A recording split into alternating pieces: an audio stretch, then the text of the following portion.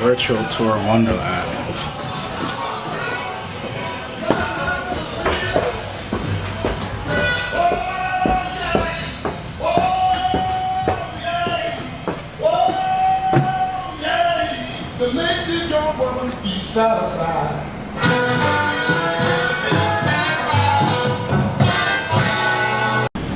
Hey, what's up guys, Marcus Bird here, and today is the day. So right now I'm at Wonderland Ballroom. It's about 6:30, so it's a little early, and I'm just here kind of trying to get my ideas sorted out in my head.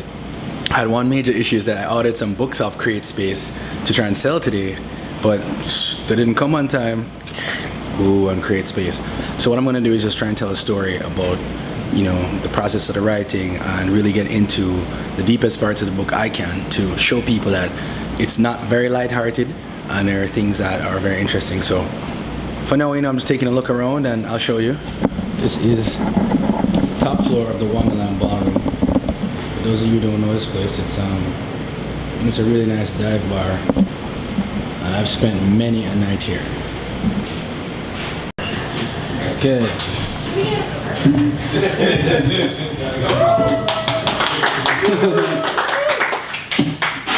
Good evening. Alright, so everybody knows who I am. Does everybody know who I am? Yeah. Real nice of y'all to come out. As I was telling Nick earlier, one of the Nicks, there are two Nicks here. I was in Jamaica and I contacted Wonderland about this because Wonderland to me represents like an aspect of DC nightlife that is heavily reflected in the book, meaning like dive bars and like off the beaten path clubs and restaurants. So lots of the characters in the book tend to be in those scenarios, and I found out Wonderland was a place like that. I come here and just the most random stuff happens, or you're like elsewhere and end up here. The most people like experience that here, like Wonderland's like this nucleus. Like you could be at love or something. You're like, love sucks, Wonderland, which makes no sense. For those of you who don't know, Love is a huge club in DC, so going from a club to a dive bar is cool. Alright, so basically what I'm going to do today is kind of go through a story kind of vibe. I don't want to just randomly read excerpts. I want to kind of give you a little bit of info on the characters themselves and the motivation behind it, and then read a piece. And I'm also going to talk a little bit about just the writing process behind it. But the first thing I want to say is, because I know a lot of you haven't read the book yet. Some of you have started. Who started the book? You started the book, Nick? Yeah. Like about where did you reach? What is the second chapter? Yeah, what do you think so far? Not too bad, not too bad. Spicy. It's relatable. It's relatable, yeah? Oh, alright. Because chapter 1 is kind of racy, so I think Nick is telling us something. Sorry, people. Yeah. Alright, so again, the name of the book is Sex, Drugs, and Jerk Chicken. And when you look on the cover, as I did an interview with Jade yesterday, the cover, it's supposed to reflect innocence lost. Because the story is about three guys, like, in their 20-somethings, like they're 25, 26, and they're kind of finding themselves in different circumstances. So, the first character is a guy named Tony, and Tony is sort of like this nightlife, semi-playboy kind of guy. You don't really know what he does because most of the book with his character is at night. So you'll see him at Wonderland or like a bar in Adams Morgan, and he's just like doing things and getting around, and you're not really sure about that. Bishop is a character who's kind of like a trust fund kid, but someone close to him dies, and because of that he feels very lost, and he starts going off a deep end, hanging with the wrong people, doing drugs. He's like the drugs in the book basically. And Jerk Chicken really represents a Jamaicanism in the book. I mean, the characters are Jamaican, but I tell people it's not kind of like a typical immigrant story, like moving from poverty to a big city and those challenges. It's more like guys with degrees living in the city who happen to be Jamaican. So most of the stuff in the book is not even like really cultural. But as I do the reading, I'm going to give a little piece of a part where they go to Jamaica and give you kind of a perspective on Kingston based on one of the characters' viewpoints. Is that cool? Yeah. I can't hear you. Yeah. All right. Yes, there are like 1,000 people here. All right, so I think I'm gonna save the one. Should I read the Wonderland part first or last? First. First, yeah, okay, makes sense. So, Tony, at some point in the book, finds a love interest, and he meets her at this he meets her for the first time at the creation versus evolution party. And yeah, if that sounds interesting, I know, yeah? So I'm gonna find a chapter here, I highlighted it. But basically, that party was the brainchild of a Wonderland regular. And let's see. Yeah, there it is. Okay, so I'm going to read a piece of this here. Let's see what should I read first. I'm not going to read the whole chapter, but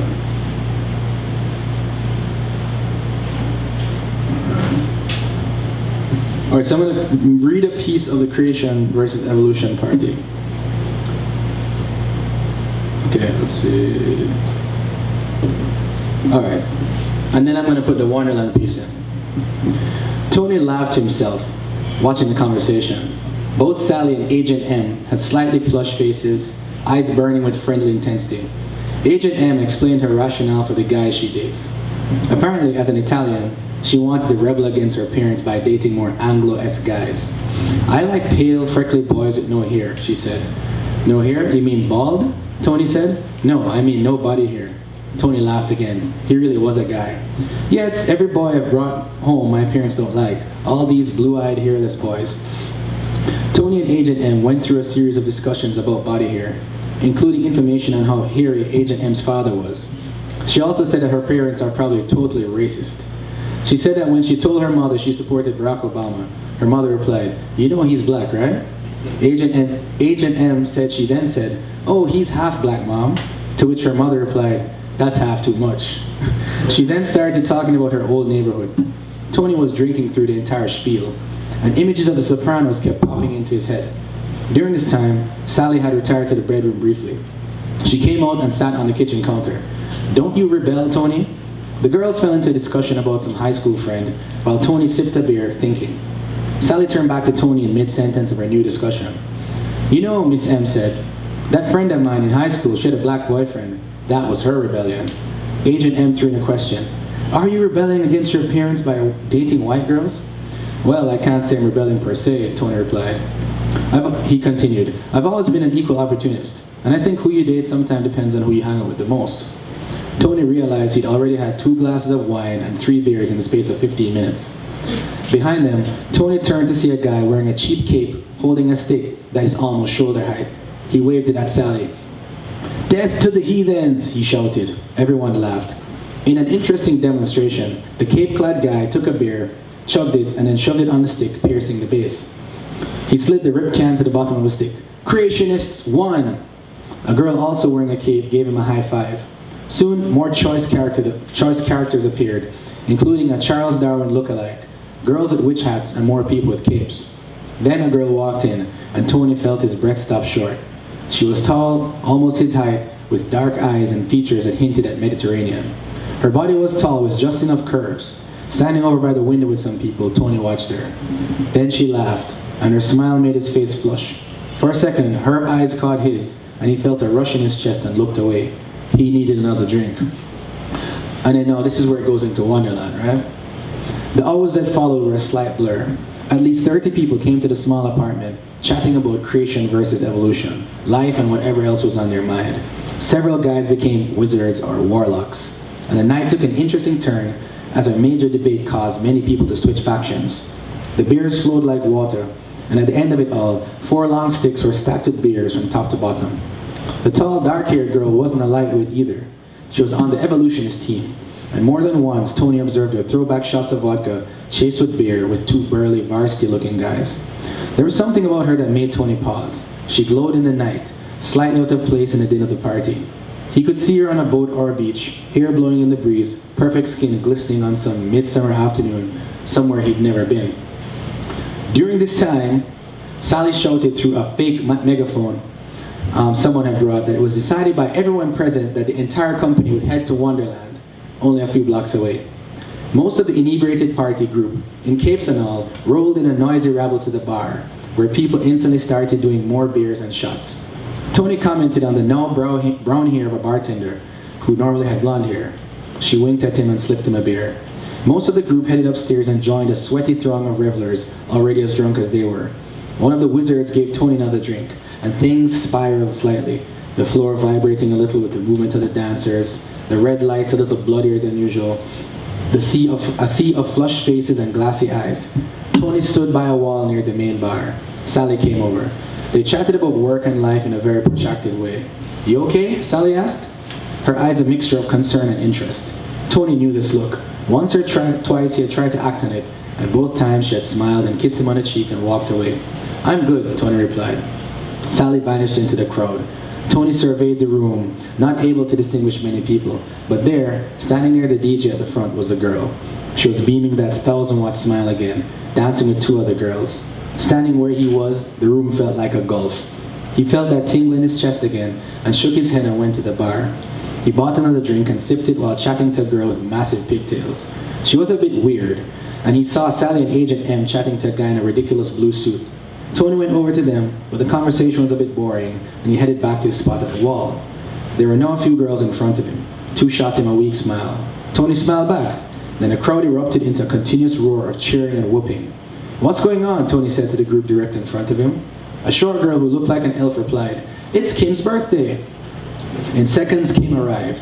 Tony wished her happy birthday and she extended a hand to shake his. "I don't shake people's hands when it's their birthday. Come here!" He gave her a warm hug and chit-chatted with her and her friends for a few. They seemed cool, and Tony could tell the elf girl liked him. Then a hand touched him on his back. It's a girl he met 2 weeks ago. It's a girl he met 2 weeks ago. "Tony," she said, giving him a hug. "Hey," Tony replied with equal gusto. By the time he turned around, the birthday group had re-entered the mob. More people were piling onto the top floor. The thick smell of beer, sweat, perfume, and wood was becoming palpable. Back at the bar, Tony grabbed another beer. Someone behind him hit him to his shoulder, almost spilling his drink. He turned to see the girl from the party. He froze. Up close, she was beautiful. Her eyes were cloudy and green, her skin flawless. A bang of long dark hair hung between her eyes, and for a second the noise of the bar seemed to disappear. "Hey, I'm sorry," she said, flashing a quick smile. Rows of perfect white teeth threatened to blind Tony. "No worries," Tony replied, realizing his heart was beating faster than normal. "What are you drinking?" "Aren't you sweet? I'll have a Bud Light," she said. Tony did cheer to the girl and walked back to the wall. A hand rested on his shoulder. It was Sally. "Tony, that's Shannon. You should totally go for it. Kiss her," she said. Shannon was still at the bar, chatting to a short guy obviously more drunk than she was. Tony walked over. "Sally said I should totally go for you." Shannon chuckled. "Follow me," she said. Tony walked with her into the depths of the sweaty throng. Bodies dancing out of sync with the music bounced him mercilessly, spilling beer on his hands and back. Shannon's hand held his firmly.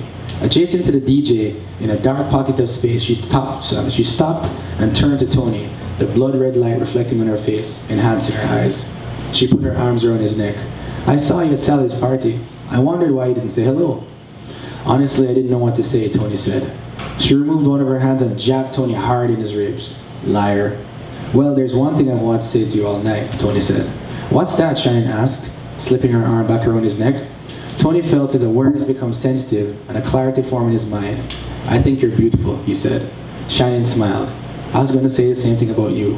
Then their lips locked, and once again the bar disappeared. That's the end of that little piece right there. Yeah, you can clap if you want. So, for those of you who haven't read the book yet, this is actually one of the interesting turning points of the book, because Tony, earlier in the book, is kind of raging through DC, just hooking up with chicks. So this is kind of the first time he sees a woman who intrigues him, and he doesn't just storm up to her Man of Steel-esque. All right, so basically that's a glimpse into what's happening with Tony, and but the book isn't entirely like this. There's actually stuff about depression, isolation, and suicide. Because a couple years ago, I experienced that. A friend of mine killed himself, and for a few years, I was trying to process that, and it just kind of filtered into this book. So I'm going to read a section of the book where the character Bishop is at his friend's funeral. Let's see. Yeah, I'll read this section here. Okay, let's see. All right, so this is set in Jamaica. This is early in the book too, like chapter 5 or 6. Now, Bishop was driving down a road covered in 2 feet of water. It had been raining heavily early that morning, and the streets were partially flooded. Beside him in the passenger seat was his cousin Shauna, and in the back seat were 2 of her friends. They were laughing. Boy bands from the 90s was the hot topic. Bishop spoke frankly about the top Backstreet Boys songs, mentioning how some of them had great staying power. Shauna had argued that the NSYNC guys were cuter, and then Bishop asked Shauna to play a track from one of his playlists on his iPod. The music blasted through the radio, and as they drove along, they were singing the words to "I Will Love You More Than That." Some distance in front of them, the hazard lights of a dozen or more cars were flashing. The cars in front of them trudged ahead through the muddy water. The dense foliage of small forestry broke into a wide open view of a sprawling estate dotted with small specks of gray as far as the eye could see. Bishop had seen this place before, with tombstones and grave markers spreading into the distance. This was a Dovecot cemetery, the sprawling estate where people came to bury their dead. He was going to Kevin's funeral. Bishop was still singing along to the song on the radio, with his cousins and their friends laughing along with him. He squinted to see the hazard lights of the cars in front of him, and saw that they were quite some distance away. A sense of urgency clamped around his throat. His mind flashed back to the church earlier, to the moment after the sermon. Kevin's childhood friends, his as well, were all crying and could barely function. They held on to his large coffin weakly as they carried it to the hearse. But Bishop was a tower of composure. He wasn't sure how to react, and so he didn't. He did, however, want to be one of those carrying his friend's body to the grave. It was a quiet sermon with 300 or so people in attendance. He was one of the men that held on to the massive...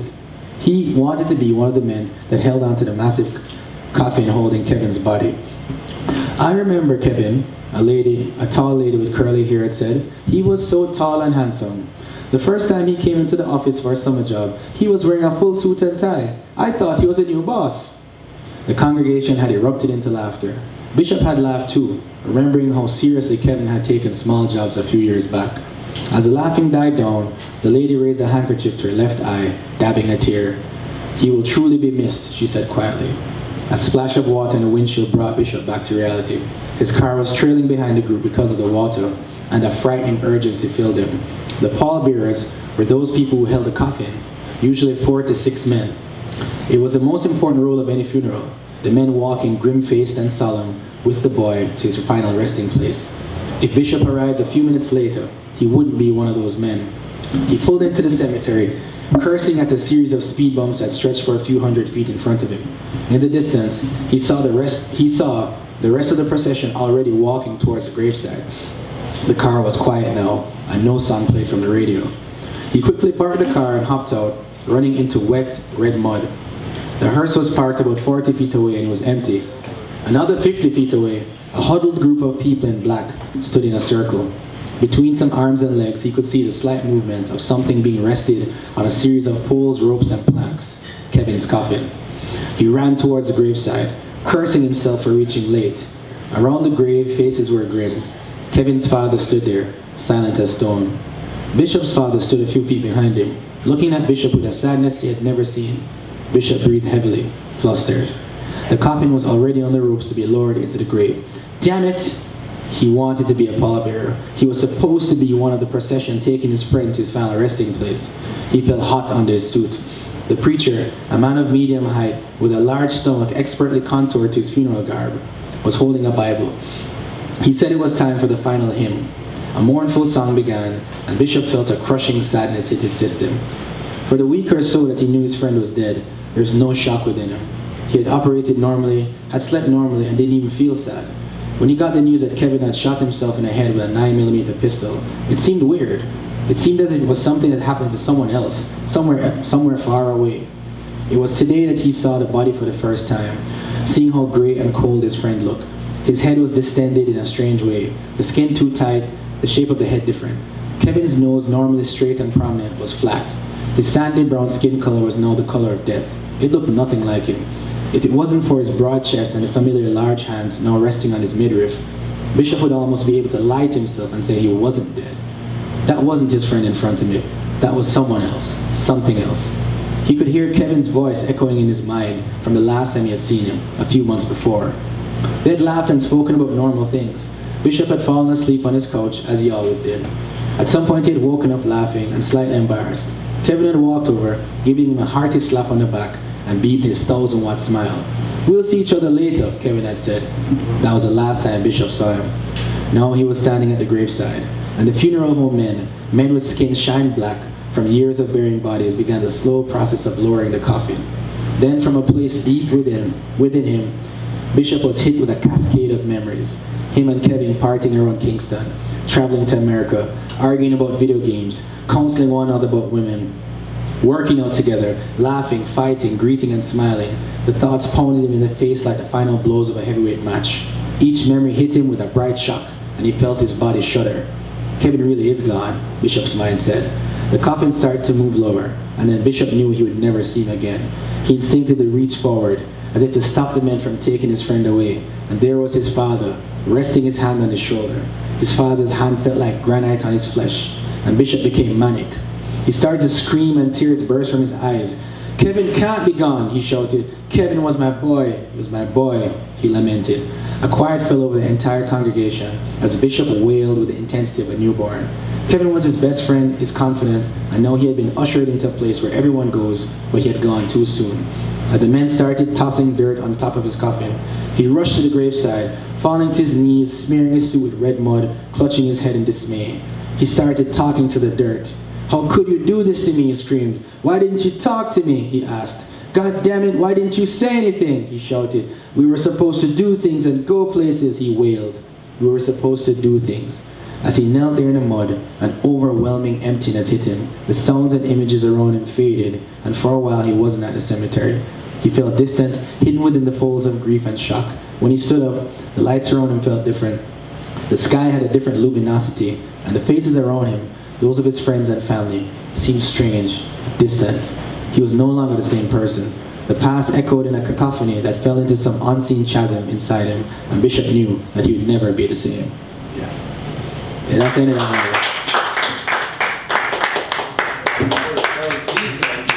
Yeah,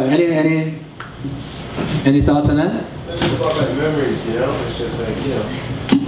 Yeah. It's very, very deep as far as like, you know, real life situations. It reminded you of something? Yeah, definitely. Okay, anybody else?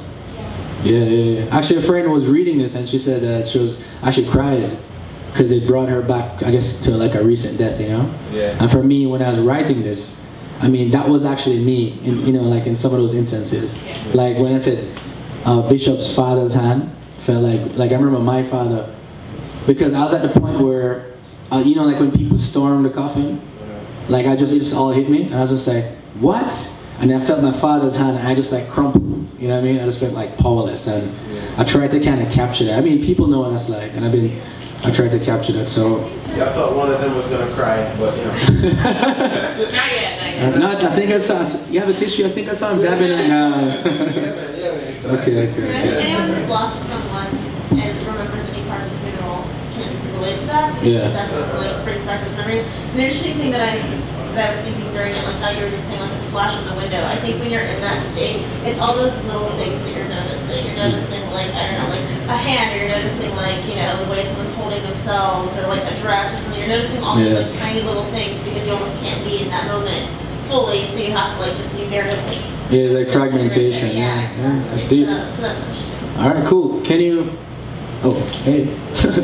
Can you stop it and then start again? Yeah.